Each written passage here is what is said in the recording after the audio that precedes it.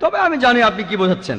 আপনি যখন বললেন যীশু খ্রিস্টকে বিশ্বাস করা, তার মানে কি বুঝিয়েছেন? যে তিনি ঈশ্বর, তাই না? ওনার মাইক্রোফোনটা অন করেন। যিশুকে বিশ্বাস করা বলতে কি বোঝাচ্ছেন? নবী হিসেবে বিশ্বাস করা? যিশুর এই কথাটা বিশ্বাস করি, আমি সত্য আর জীবনের একমাত্র পথ। এ কথার মানে কি? এর মানে যীশু খ্রিস্ট হলেন ঈশ্বর। ভাই এবারে বাইবেলের উদ্ধৃতি দিলেন। জনে আছে এই কথাটা। আমি আপনাকে রেফারেন্সটা বলছি, রেফারেন্সটা আমি বলছি, সমস্যা নেই। রেফারেন্সটা কি? জনের 14 নম্বর অধ্যায়। আপনিই বললেন। অনুচ্ছেদ? আমাকে বাইবেল দেখে বলতে হবে। জনের 14 অধ্যায়ের 16 অনুচ্ছেদ। ঠিক আছে? 16 নম্বর না, 6 নম্বর অনুচ্ছেদ, 16 নম্বর না। সরি মিস্টার নায়েক, আমাকে বাইবেল শেখানো লাগবে না। আমরা আপনার ভুল ব্যাখ্যাগুলো শুনে আমাদের ওয়েবসাইটে সেটার উত্তর দেব। ভালো কথা। ভাই আপনি উদ্ধৃতি দিচ্ছেন, আপনার ব্যাগে তো বাইবেল আছে, তাই না? ব্যাগ থেকে বাইবেলটা বের করে দেখেন। এটা গসপেল অফ জনের 14 নম্বর অধ্যায় 6 নম্বর অনুচ্ছেদ, 16 নম্বর না। প্রশ্ন বাম দিকের মাইক থেকে। ডক্টর জাকির নায়েক, আমার নাম জেরি থমাস। আমি ওসমানিয়া ইউনিভার্সিটিতে সাংবাদিকতার উপর রিসার্চ করছি। আমরা কয়েকজন বন্ধু মিলে একটা ওয়েবসাইট খুলেছি, sakhiTime.com। আপনার কাছে আমার প্রশ্ন, 1 নাম্বার, আমি সবসময় জানতাম যে হাদিস ছাড়া কোরআন অসম্পূর্ণ। এখন আপনি অন্য ধর্মগ্রন্থের কথাও বললেন, আপনি বাইবেলের কথাও বললেন, কিন্তু বাইবেল বলছে যে যীশু খ্রিস্টকে বিশ্বাস করে না সে খ্রিস্ট বিরোধীদের দলে সামিল হয়। এটা একটা ভবিষ্যৎবাণী। আমি এমনও শুনেছি যে হাদিস বলছে যে মোহাম্মদ জাদুবিদ্যার সাহায্য নিয়েছিল। এখানে আপনার বক্তব্যটা কি? ভাই আপনি প্রশ্ন করলেন আর আপনি বেশ কিছু মন্তব্য করলেন। আপনি বললেন যে আপনি জানেন যে হাদিস ছাড়া পবিত্র কোরআন অসম্পূর্ণ। এখানে আপনি অন্য ধর্মগ্রন্থের কথা শুনলেন, তার মানে উনার মতে বাইবেলের উদ্ধৃতি দিলে সে কথা মানতে হবে। আর বাইবেল বলছে যিশু বা ঈসা আলাইহিস সালামকে যে বিশ্বাস করবে না সে দোজখে যাবে, ইত্যাদি ইত্যাদি। এখানে আমার মন্তব্য কি? 1 নম্বর পয়েন্ট, হাদিস ছাড়া পবিত্র কোরআন অসম্পূর্ণ নয়। কোরআন একটা স্বয়ং সম্পূর্ণ বই। তবে কোরআনের কথাগুলো বুঝতে গেলে আপনাকে এগুলোর ব্যাখ্যা পড়ে দেখতে হবে। আর হাদিস হলো পবিত্র কোরআনের ব্যাখ্যা, যে কথাগুলো বলে গিয়েছেন নবীজি সাল্লাল্লাহু আলাইহি সাল্লাম। পবিত্র কোরআন একটা সম্পূর্ণ বই, আলহামদুলিল্লাহ স্বয়ং সম্পূর্ণ। তবে আপনি যদি সেগুলো আরো বিস্তারিতভাবে জানতে চান, তখন আপনি পড়বেন যে কথাগুলো বলে গিয়েছেন নবীজি মুহাম্মদ সাল্লাল্লাহু আলাইহি সাল্লাম। আমরা বলি সহিহ হাদিস। একটা কথা বলি, অন্যান্য ধর্মগ্রন্থের উদ্ধৃতি দিয়েছি, তার মানে এই না আমি মানি যে অন্যান্য ধর্মগ্রন্থ আল্লাহর বাণী। প্লিজ আমাকে ভুল বুঝবেন না। আমি এখানে কোরআনের কথা মতো কাজ করেছি। আল্লাহ পবিত্র কোরআনে বলেছেন, সূরা ইমরানের 64 নম্বর আয়াতে উল্লেখ করা হয়েছে, তাআলা ইলা কালিমাতিন সাওয়াইন বাইনানা ওয়া বাইনাকুম, এসো সেই কথা যাহা আমাদের ও তোমাদের মধ্যে এক। আমি সাদৃশ্যের কথা বলছি। পবিত্র কোরআনে সূরা রাদের 38 নম্বর আয়াতে উল্লেখ করা হয়েছে, ওয়ালিকুল্লি কওমিন হাদ, প্রত্যেক যুগে আমি কিতাব নাজিল করেছি। আল্লাহ তাআলা অনেক কিতাব নাজিল করেছেন। পবিত্র কোরআনে 4টার নাম উল্লেখ করা হয়েছে, তাওরাত, জাবুর, ইনজিল এবং কোরআন। তাওরাত হলো সেই ওহী আসমানি কিতাব যেটা নাজিল হয়েছিল মুসা আলাইহিস সালামের উপর। জাবুর আরেকটা আসমানি কিতাব নাজিল হয়েছিল দাউদ আলাইহিস সালামের উপর। ইনজিল হলো সেই আসমানি কিতাব যেটা নাজিল হয়েছিল ঈসা আলাইহিস সালামের উপর। আর কোরআন হলো সর্বশেষ ও চূড়ান্ত আসমানি কিতাব, নাজিল হয়েছিল সর্বশেষ ও চূড়ান্ত নবী মুহাম্মদ সাল্লাল্লাহু আলাইহি সাল্লামের উপর। এখন আগের সবগুলো আসমানি কিতাব এসেছিল নির্দিষ্ট সম্প্রদায়ের মানুষের জন্য, আর সেই কিতাবের নির্দেশগুলো ছিল একটা নির্দিষ্ট সময়ের জন্য।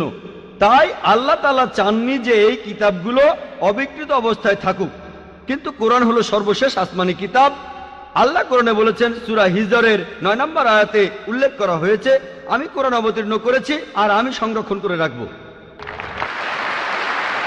কোরআন হলো একমাত্র ধর্মীয় গ্রন্থ পুরো পৃথিবীর মধ্যে যেটা এখনো অবিকৃত অবস্থায় আছে। শুধু আমি বলছি না, ধর্মের উপরে বিভিন্ন বিশেষজ্ঞরা বলছেন। তাদের একজন উইলিয়াম মুর, তিনি ইসলামের বিরুদ্ধে তীব্র সমালোচনা করতেন। তিনি খ্রিস্টান ছিলেন। 200 বছর আগে তিনি বলেছিলেন, আর কোনো ধর্মীয় গ্রন্থ নেই, আর কোনো ধর্মীয় গ্রন্থ নেই যেটা এখনো অবিকৃত অবস্থায় আছে 1200 বছরের বেশি সময় ধরে। এখন বললে 1400 বছরেরও বেশি। এই কোরআনের মতো তিনি খ্রিস্টান ছিলেন, ইসলাম ধর্মের তীব্র সমালোচক ছিলেন। তিনি সত্যি কথাটা স্বীকার করেছেন, কোরআন অবিকৃত অবস্থায় আছে। কিন্তু অন্যান্য সব ধর্মগ্রন্থ সেগুলোর কথা বদলে গেছে। এমনকি বাইবেলও। আমি বাইবেলকে আল্লাহ তাআলার বাণী বলে মানি না। আমরা মুসলিমরা বিশ্বাস করি সেই ওহীতে যেটা দেওয়া হয়েছিল ঈসা আলাইহিস সালামকে, ইনজিল। কিন্তু এখন আমরা যে বাইবেলটা দেখি, এই বইটা একটা মিশ্রণ। এখানে আল্লাহর বাণী থাকতে পারে, কোরআনের সাথে মিললে আমি আপত্তি না করে মেনে নেব এটা আল্লাহর বাণী। এছাড়াও নবীদের বলা কথা আছে, এখানে ঐতিহাসিকদের বলা কথাও আছে। দুঃখের সাথে জানাচ্ছি বাইবেলে পর্নোগ্রাফিও আছে। আমি উদ্ধৃতি দিতে পারবো না, আমি পারবো না। বাইবেলে আছে অনেক পরস্পর বিরোধী কথা, বৈজ্ঞানিক ভুল, গাণিতিক ভুল, সেগুলোর কথা এখানে বলছি না। আমি বিতর্ক করেছিলাম ডক্টর উইলিয়াম ক্যাম্বেলের সাথে। ইনি ইসলামের বিরুদ্ধে একটা বই লিখেছিলেন, Quran and Bible in the light of history and science. বলেছিলেন কোরআনে 30টা বৈজ্ঞানিক ভুল আছে। আমি আমেরিকায় গিয়েছিলাম। আমেরিকায় আমরা বিতর্ক করেছিলাম 2000 সালের 1 এপ্রিল, আর টপিক ছিল Quran and Bible in the light of science. তার সব অভিযোগের উত্তর আমি দিয়েছিলাম। তারপর আমি যখন বাইবেলের 38টা ভুলের কথা বললাম, তিনি সেগুলোর উত্তর দিতে পারেননি।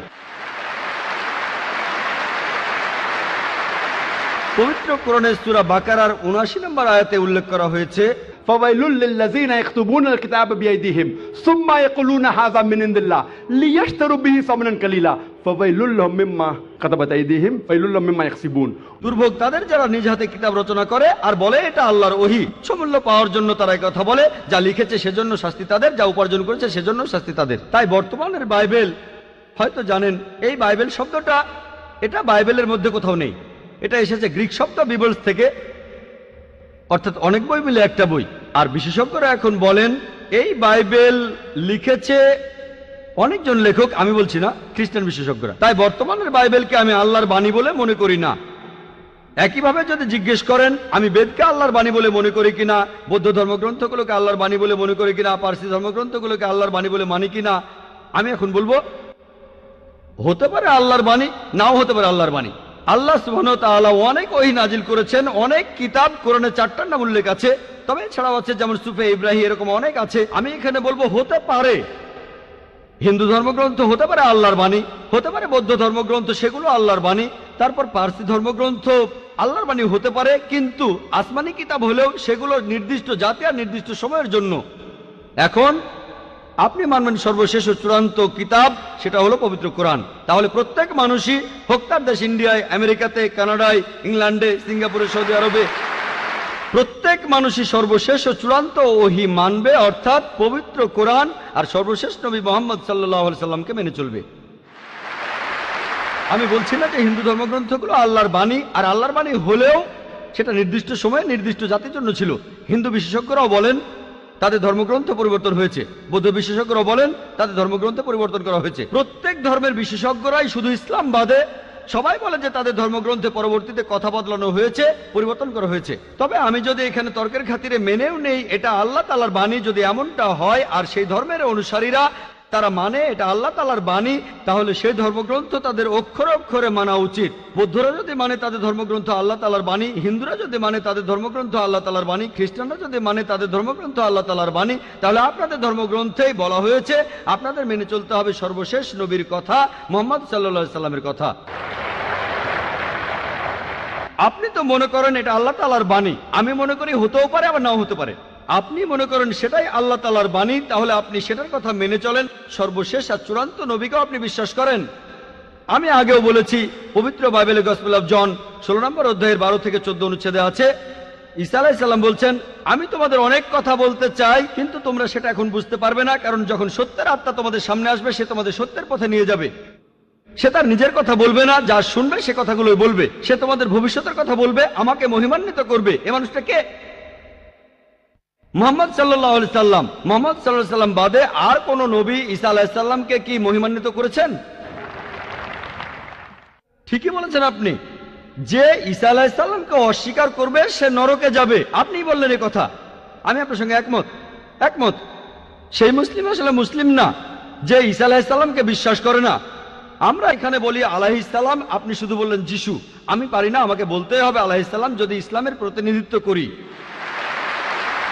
যদি আমি এই আলাইহিস সালাম শব্দটা না বলি আমাকে বের করে দেওয়া হবে। অনভিজ্ঞ লোক এটা করতে পারে, আমাকে বলতেই হবে আলাইহিস সালাম। তাহলে সেই মুসলিম আসলে মুসলিম না যে ঈসা আলাইহিসসালামকে বিশ্বাস করে না। আমরা মানি যে ঈসা আলাইহিসসালাম হচ্ছেন আল্লাহ সুবহানাহু ওয়া তাআলার প্রেরিত রাসূল। বিশ্বাস করি তিনি অলৌকিকভাবে জন্মেছিলেন কোনো পুরুষের হস্তক্ষেপ ছাড়াই, যেটা অনেক আধুনিক খ্রিস্টানি বিশ্বাস করে না। আমরা মানি যে তিনি আল্লাহর আদেশে মৃত মানুষকে জীবিত করেছিলেন। আমরা মানি যে তিনি আল্লাহর আদেশে জন্মান্ধ কুষ্ঠরোগীদের সুস্থ করেছিলেন। মুসলিম আর খ্রিস্টানরা এখানে এক। তবে আমি জানি আপনি কি বোঝাচ্ছেন। আপনি যখন বললেন যীশু খ্রিস্টকে বিশ্বাস করা, তার মানে কি বুঝিয়েছেন? যে তিনি ঈশ্বর, তাই না? ওনার মাইক্রোফোনটা অন করেন।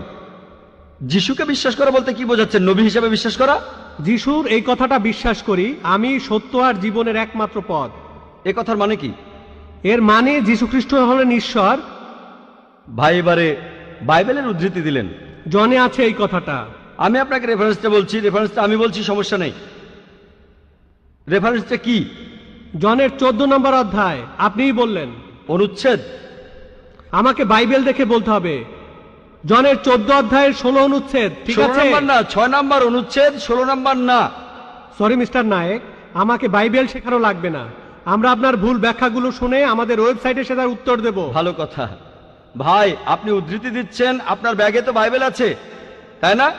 ব্যাগ থেকে বাইবেলটা বের করে দেখেন। এটা গসপেল অফ জনের 14 নম্বর অধ্যায় 6 নম্বর অনুচ্ছেদ, 16 নম্বর না।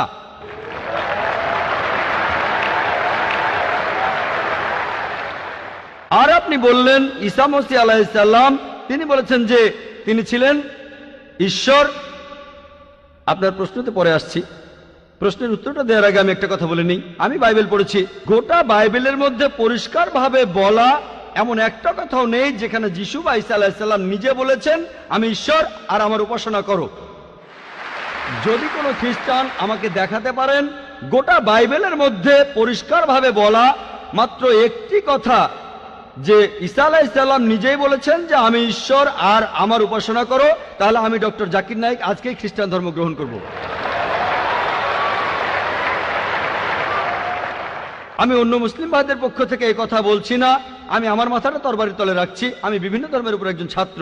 আপনি বাইবেল পড়েছেন আর আমিও পড়েছি বাইবেল। আপনি বললেন যে আপনাকে বাইবেল শেখানো লাগবে না। ঈসা আলাইহিস সালাম এই কথা নিজে বলেছেন, সত্যকে খোঁজো, সত্যই তোমাকে মুক্ত করবে। ইনশাল্লাহ আজকে আপনি সত্য দেখবেন আর ইনশাল্লাহ সত্য আপনাকে মুক্ত করবে। আমি কথাটা আবার বলছি, গোটা বাইবেলে পরিষ্কারভাবে বলা এমন একটা কথাও নেই যেখানে যিশু বা ঈসা আলাইহিস সালাম নিজেই বলেছেন আমি ঈশ্বর আর আমার উপাসনা করো। আপনারা যদি বাইবেল পড়েন, ঈসা আলাইহিস সালাম তার নিজের মুখেই বলেছেন।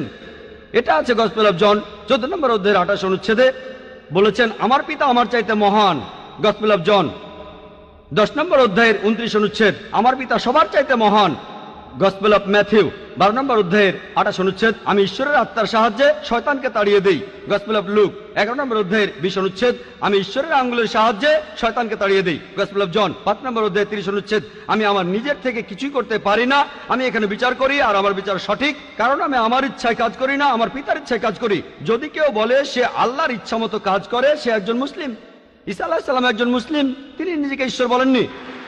বুক অব অ্যাক্টসে পরিষ্কার বলা আছে 2 নম্বর অধ্যায়ের 22 অনুচ্ছেদ বলা হয়েছে হে ইসরায়েলের সন্তানেরা একথা শোনো, নাজারেত শহরের যিশু ঈশ্বর প্রেরিত একজন পুরুষ তোমাদের মাঝে, সে অনেক অলৌকিক কাজ করবে, সেগুলো তাকে ঈশ্বর করাবেন, তোমরা তার সাক্ষী থাকবে।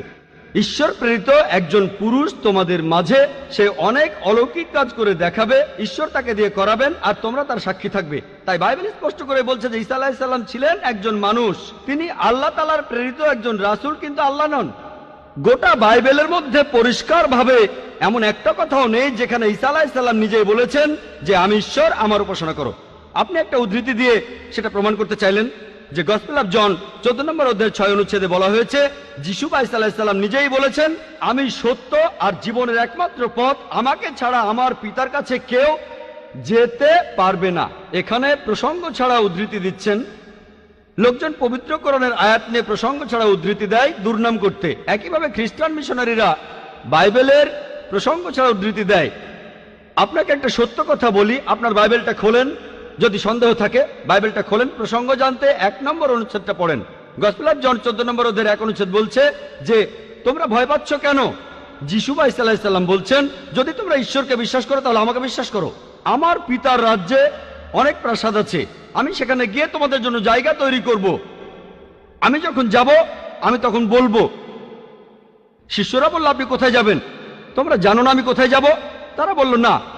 তখন শিষ্যরা বলল যে, আমাদের পথ দেখান, আপনি যেখানে যাবেন। তখন যিশু আলাইহিস সালাম বললেন, আমি সত্য আর জীবনের একমাত্র পথ। শিষ্যরা তখন বলল ঈসা আলাইহিস সালামকে যে, আমাদের সেই পথ দেখান। ঈসা আলাইহিস সালাম তখন বললেন, আমি সত্য আর জীবনের একমাত্র পথ, আমাকে ছাড়া আমার পিতার কাছে কেউ যেতে পারবে না।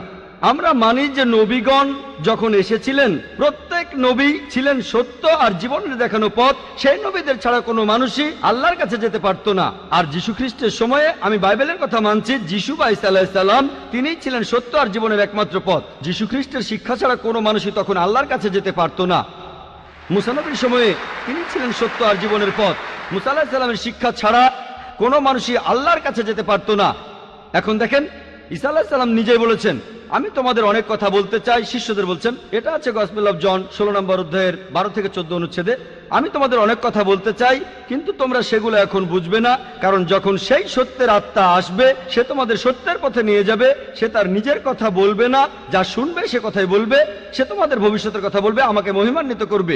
আর এখন দেখবেন, ভালো করেই দেখবেন যে নবীজি মুহাম্মদ সাল্লাল্লাহু আলাইহি সাল্লাম তিনি সত্য আর জীবনের একমাত্র পথ। মুহাম্মদ সাল্লাল্লাহু আলাইহি সাল্লাম যা শিখিয়েছেন সেগুলো ছাড়া কেউ আল্লাহর কাছে যেতে পারবে না। আর মুহাম্মদ সাল্লাল্লাহু আলাইহি সাল্লাম ছিলেন সর্বশেষ আর চূড়ান্ত নবী। এখনকার দিনে দেখবেন, হোক সেই লোক বাস করছে আমেরিকায়, কানাডায়, ইংল্যান্ডে, ইন্ডিয়ায়, সৌদি আরবে, পৃথিবীর যেখানেই থাকুক, এখনকার দিনে সবার জন্য মুহাম্মদ সাল্লাল্লাহু আলাইহি সাল্লাম তিনি হলেন পথ, সত্য আর জীবনের। মুহাম্মদ সাল্লাল্লাহু আলাইহি সাল্লাম যা শিখিয়েছেন সেগুলো ছাড়া কেউ আল্লাহর কাছে যেতে পারবে না। আর প্রায় সব ধর্মগ্রন্থ এরকম কথা বলছে, এমনকি বাইবেলও। আশা করি আপনি সত্যটা জানতে পেরেছেন, আর ইনশাআল্লাহ আপনি সত্যের কাছে এসেছেন। সত্য আপনাকে মুক্ত করবে।